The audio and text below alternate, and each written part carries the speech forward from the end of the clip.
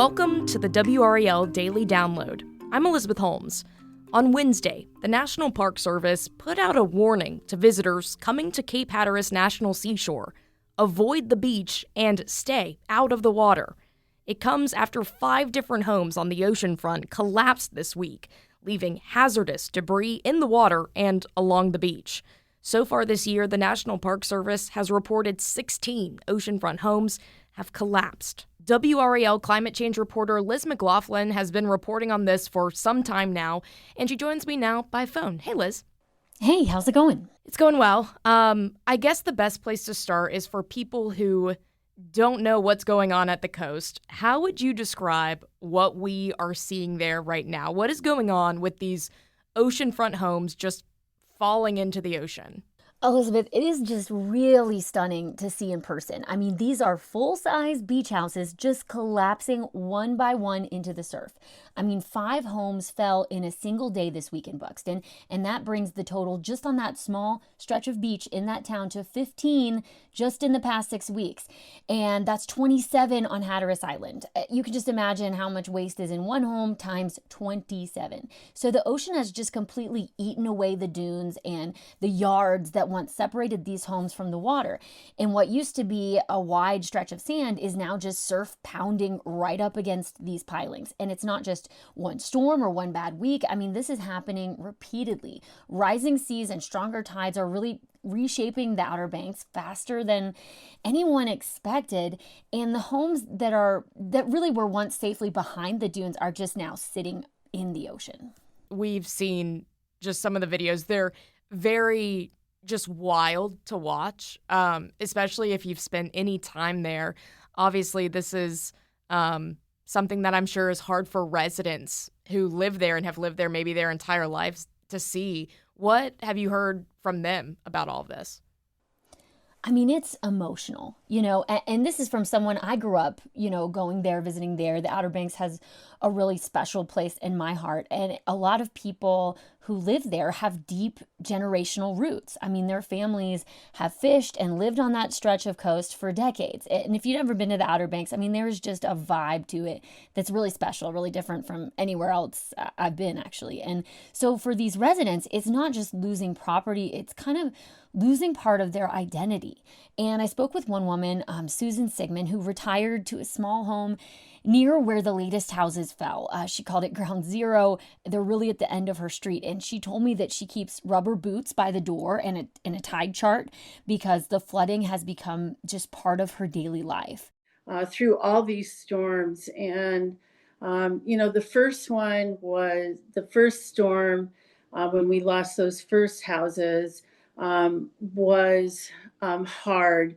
And now this time, this feels almost harder, and I can't explain why, but it just really feels like a gut punch. You can really hear the heartbreak in her voice, but also the frustration, because people there feel abandoned. They've been warning for years that this stretch was in trouble, and now the ocean is proving them right. And this is a place, by the way, that the federal government owns. Someone else I was talking to said in the 30s, these property owners were kind of convinced, let's make this a public beach. And in return, the government will, protect you. And some people are looking at that like broken promises. It obviously seems like this is making quite a mess. I'm sure cleanup has been tough. What have been some of the challenges with cleanup when it seems like this is just going to continue over and over and over again? I really haven't seen any evidence that won't be the future that we see in the coming months, the coming years. I mean, it's a huge challenge, and honestly, it's dangerous. When a house falls, it doesn't just stay in one spot. You have pilings, lumber, roofing material, even refrigerators and furniture all getting swept down the beach and out in the surf, for dozens of miles. The National Park Service manages that shoreline, and they've described the beach right now as just a moving landfill. They can't even start full cleanup right now until the waves calm down. They said there are 10-foot waves right now, more storms on the way. And they have to assess the damage before they can really get started. Now they're trying to pull big stuff off so that kind of big dangerous stuff, say chunks of siding, aren't getting dragged out really far, especially during high tide, to keep that kind of contain that spread. But the real cleanup is going to start in a few days. And it's really expensive. Dare County hires contractors to collect debris from roadways, and the Park Service handles what washes out onto federal land. And property owners are supposed to pay most of that bill, but some can't. And in those cases, taxpayers often end up covering that cost. We're going to take a quick break, and then we're going to revisit that in just a few minutes.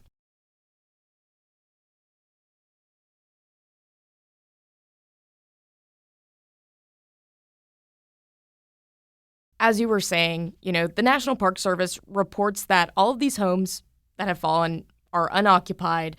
And you even mentioned that homeowners have kind of been warning about this for quite a while now. I think a question that so many people watching this happen is, could there not have been anything done before they fall into the ocean to essentially tear these homes down, to maybe create less debris? Is there not something that could have been done prior to them falling into the ocean, creating such a mess, if this was maybe predicted to happen at all?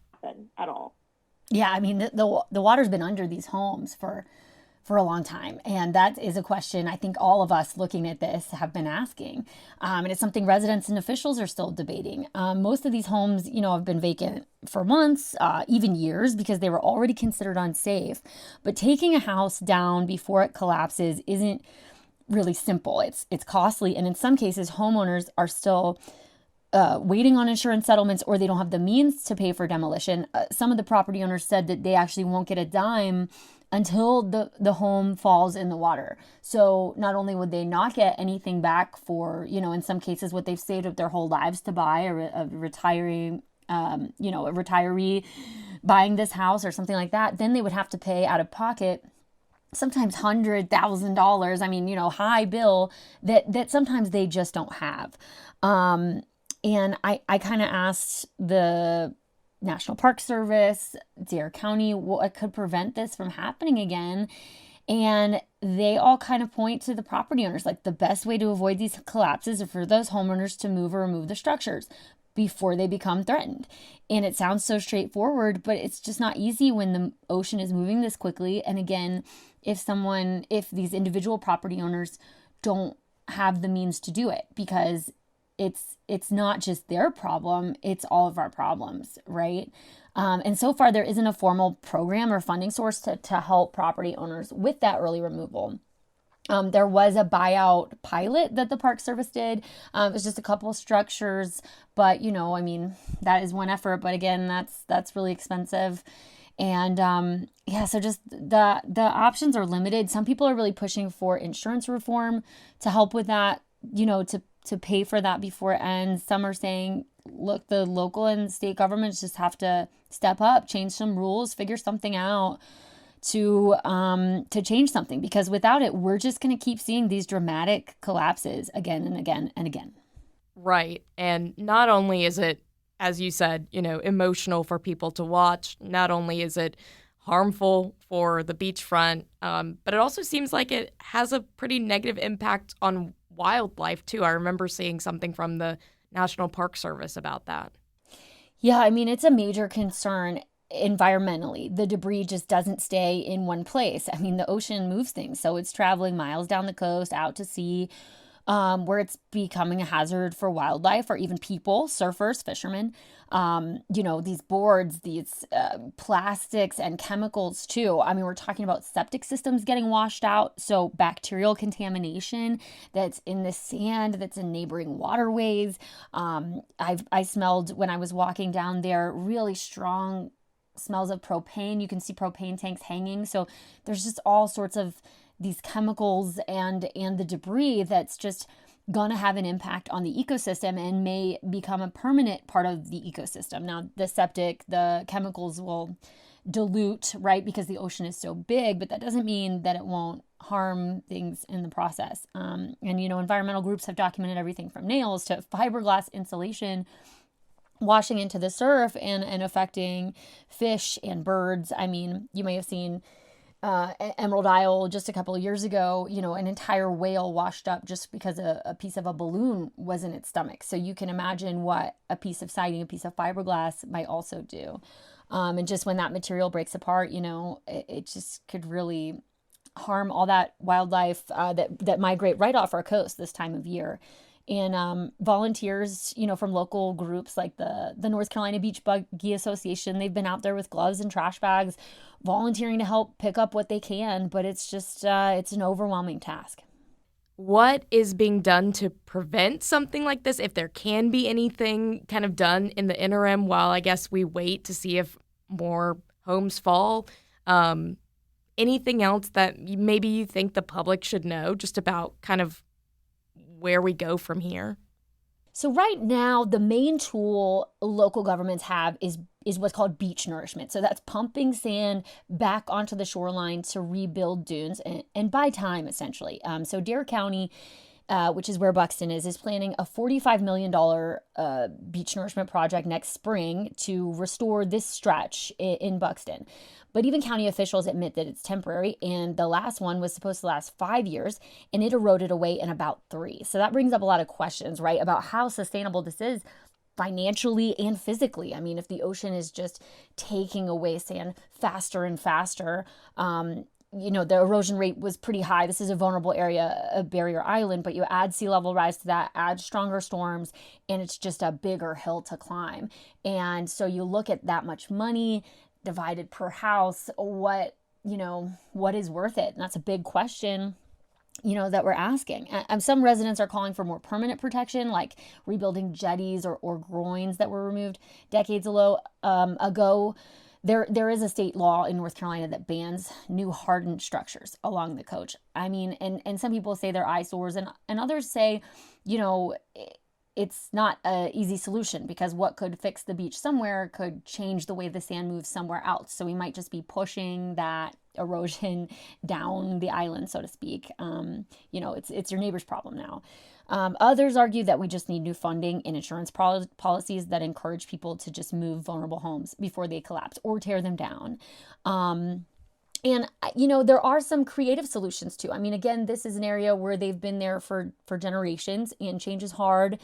There's not going to be a solution that everyone loves, but there are things happening. There's a barrier island off Texas where they're putting things on wheels. So, they're moving structures with the natural shifting of the barrier islands.